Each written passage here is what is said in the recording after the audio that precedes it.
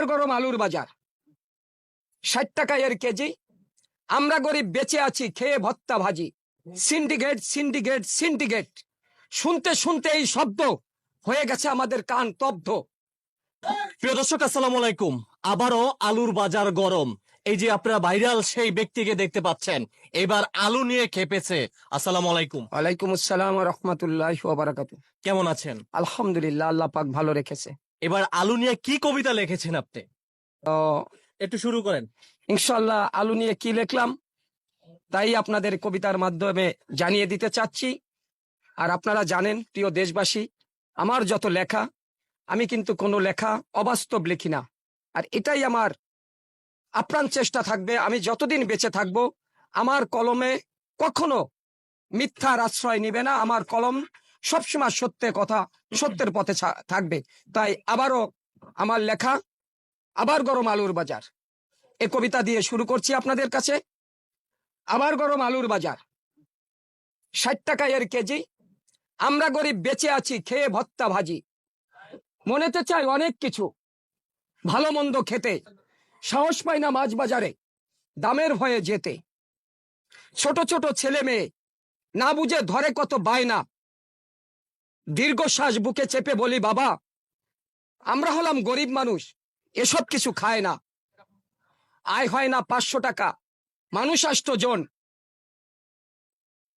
নুন আনতে পান্থা শেষ, পাই না কারোর মন। ভুলে গেছি গরুর গোস্ত, না মানি না মুখে, ওসব এখন ধনির পণ্য, তারা খেয়ে থাক না বেঁচে সুখে। বলবো শুনবে ইলিশ মাছ, রূপকথার এক গল্প, সেই যে কবে খেয়েছিলাম, দাম ছিল তখন অল্প। এসব কথা ভাবতে গেলে কষ্টের নাই শেষ, সিন্ডিকেটের কবলে এখন গোটা বাংলাদেশ। সিন্ডিকেট সিন্ডিকেট সিন্ডিকেট, শুনতে শুনতে এই শব্দ হয়ে গেছে আমাদের কান তব্ধ। ভালো লাগে না আর শুনতে, আমরা চাই এর প্রতিকার, আমরা চাই এর ব্যবস্থা নিক সরকার। কেননা আমরা গরিব মানুষ। আপনারা একটু দেখুন আজ বাজার ব্যবস্থা কি, আমরা কোথায় গিয়ে দাঁড়াবো? আমাদেরও তো মনে চায় একটু ভালো মন্দ খাবার জন্য, কিন্তু কি পারছি না, আমরা আর পারছি না। বাজার ব্যবস্থা এতটা কঠিন হয়ে গেছে, সাধারণ মানুষ এখন স্বস্তির নিঃশ্বাস নিতে পারছে না। তাই আমি অনুরোধ করব, আপনারা যারা আছেন, ব্যবসায়ী যারা আছেন, তাদের কাছে আমার অনুরোধ থাকবে, প্রিয় বন্ধুরা, যে অর্থের পিছনে আপনি আমি মরীচিকার মতন ছুটছি, এই অর্থ কিন্তু একদিন অর্থের জায়গায় পড়ে থাকবে। আপনি আমি থাকবো না, আপনার আমার এই দেহের উপর দিয়ে পোকামাকড় হেঁটে বেড়াবে। এটাই হলো পৃথিবীর বাস্তবতা। আসুন, আপনারা মানুষকে আর কষ্ট দিবেন না। এই সিন্ডিকেট শুনতে আর ভালো লাগে না, মানুষকে আর কষ্ট দিবেন না। মানুষকে কষ্ট না দিয়ে এই সিন্ডিকেট ভেঙে ফেলুন, মানুষকে একটু ক্রয় ক্ষমতার ভিতরে থাকতে দিন, তাহলেই আমরা একটু স্বস্তির নিঃশ্বাস নিতে পারবো। প্রিয় বন্ধুরা, আমি বাস্তববাদী কবিতা, আমার বই যদি আপনাদের ভালো লাগে তাহলে আমার সঙ্গে যোগাযোগ করবেন। আমার মোবাইল নাম্বার আপনাদেরকে জানিয়ে দিচ্ছি। সারা দেশে এবং দেশের বাইরে এখন আমার বই যাচ্ছে ইনশাআল্লাহ। তো আমার মোবাইল নাম্বার 01949549456। আমি আবারও বলছি 01949549456। এবং হোয়াটসঅ্যাপ, ইমো আছে, যদি বই দরকার হয় আমার সাথে সরাসরি যোগাযোগ করবেন।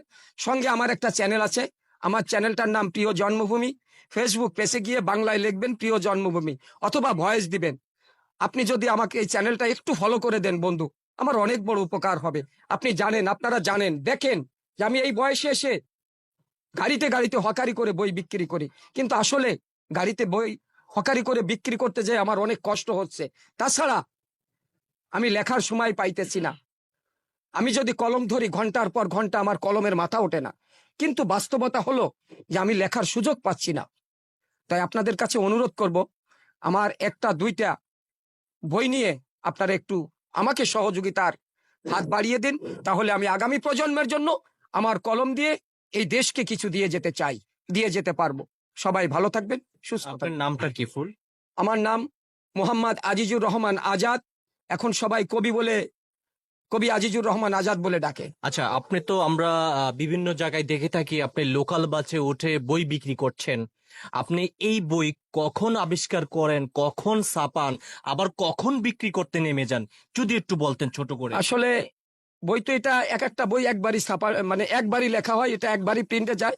এটা এখন ইচ্ছা মতন যখন খুশি তখনই ছাপানো যায়। শুধু ফোন করে বললে হয় যে আমার এত পিস বই ছাপিয়ে দিন, এই নামের এত পিস, ওরা ছাপিয়ে দেয়। কিন্তু বাস্তব ওই যে বললাম যে লেখার যে সুযোগ, আমি যে নতুন বই লিখবো, আমার কতগুলো বই ঘরে আছে, লেখা আছে, পাণ্ডুলিপি আছে, যেগুলো আমি অর্থের সমস্যায় অর্থের কারণে করতে পারছেন না। ওগুলো এখন বাজারজাত করতে পারতেছি না। তারপরেও লেখার যে আর একটা বিষয়, যেটা লেখার ওই সময়টা আমি পড়তে পারি না, কি জন্য? সারাদিন আমাকে গাড়িতে থাকতে হয়, আর এটা তো একটা মানব দেহ, অবশ্যই। এর একটা বিশ্রামেরও সুযোগ আছে। তো আমি আসলে ওইভাবে লেখায় সুযোগ দিতে পারি না। সারাদিন গাড়িতে বই বিক্রি করে রাত্রে এসে ঘুমাই। আবার একটা সময় আছে রাতের, যে লেখার সবচেয়ে উত্তম সময় হলো রাতের নিলিবিলিতে, যখন মানুষ ঘুমিয়ে যায়, পৃথিবী নিস্তব্ধ নিধর হয়ে যায়, ওই সময়টা কলম ধরলে লেখাটা সুন্দর হয়, তার ভিতরে লেখাটা অনেক বেশি প্রফুল্ল হয়।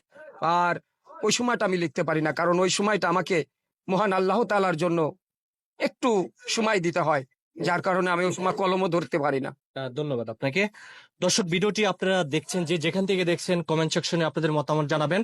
তবে ওনার সাথে যদি আপনারা যোগাযোগ করতে চান, অবশ্যই নাম্বার তো পেয়েছেন, আমরা প্রথম কমেন্টে ওনার চ্যানেলের নাম সহ নাম্বার দেওয়ার চেষ্টা করবো। সবাই ভালো থাকবেন।